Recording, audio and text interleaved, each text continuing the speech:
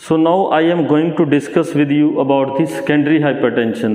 So what is secondary hypertension? That means this is the hypertension which is related to some secondary factors.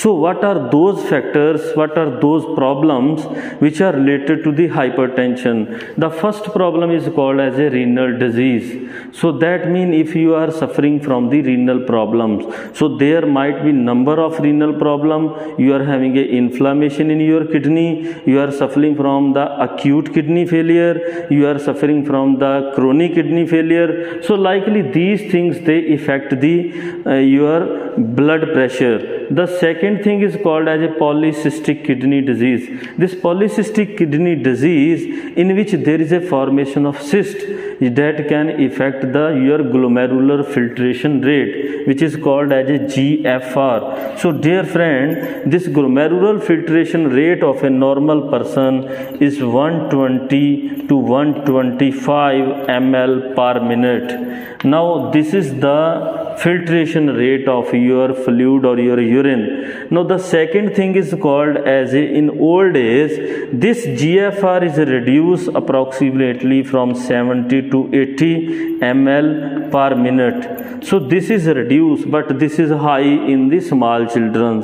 So whenever you suffer from these type of the problem, might be this thing happen. Next there is a called as coaction of the aorta. So that means whenever your aorta is unable to supply the blood in a smooth way, so that means there is some accumulation or backflow of blood toward your ventricle. So if you are suffering from these type of problem, it adversely affect your ventricles and it can cause ventricular hypertrophy that can leads to lot of complication.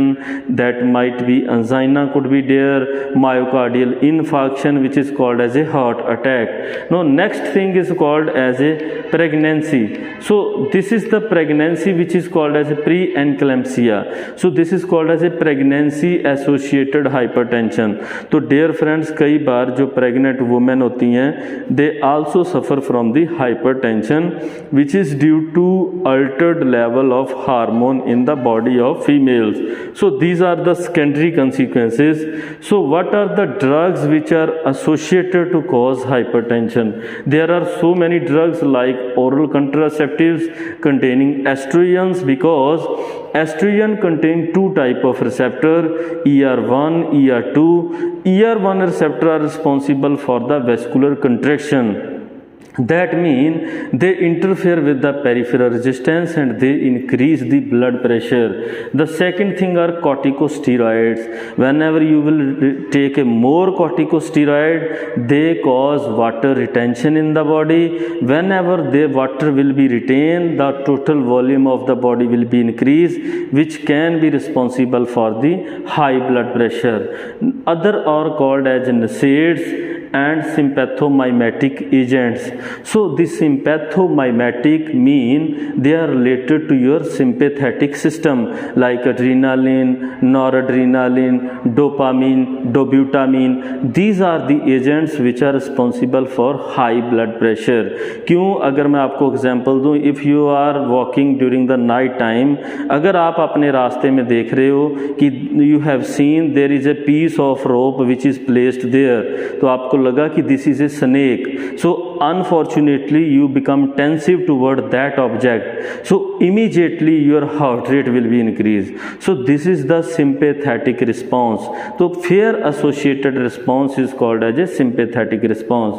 Another, if you are suffering from the endocrine disease, that means your endocrine secretions are abnormal or altered due to some changes in the gland or some other physiological problems. Then there is a Liddle syndrome. This is a genetically associated syndrome. If anybody suffer from the Liddle syndrome, they automatically having a high blood pressure. Next thing is called as next thing जो है आपका Cushing syndrome. तो जो Cushing syndrome होता है, this is related to the cortisol activity. So cortisols are the hormone, ये आपकी body में हार्मोन होते हैं, और ये जो हार्मोन होते हैं ये आपका बीपी बढ़ाते हैं, क्योंकि in the coming slide I will discuss you how they increase the blood pressure. Another is called as hyperparathyroidism.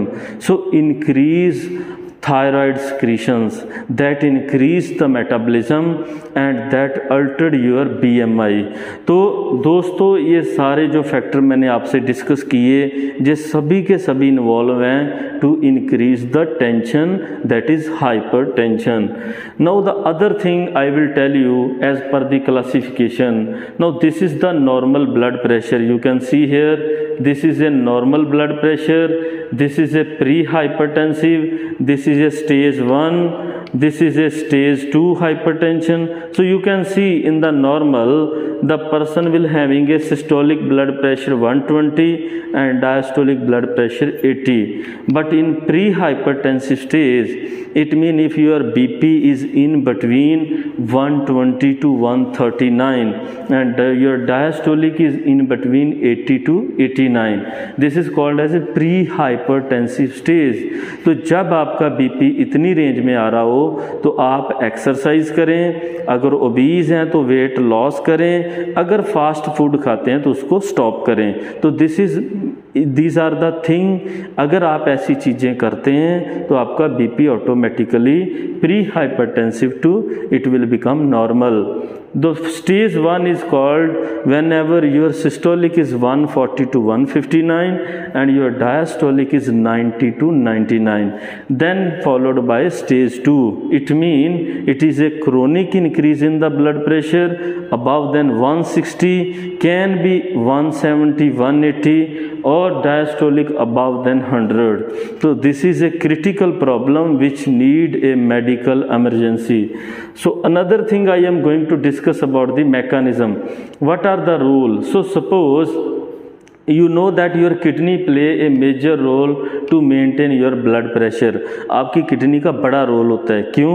क्योंकि in the kidney there is a conversion of angiotensin to angiotensin 1। So dear friend, जो angiotensinogen which is a protein secreted by your liver into blood, in whenever you suffer from these problem, this angiotensinogen is converted into angiotensin 1, angiotensinogen to angiotensin 1, and in the presence of angiotensin converting enzymes in your kidney, it is immediately converted into angiotensin 2। So angiotensin 2 which is not fully stable, it is highly unstable and it work for 3 to 4 second.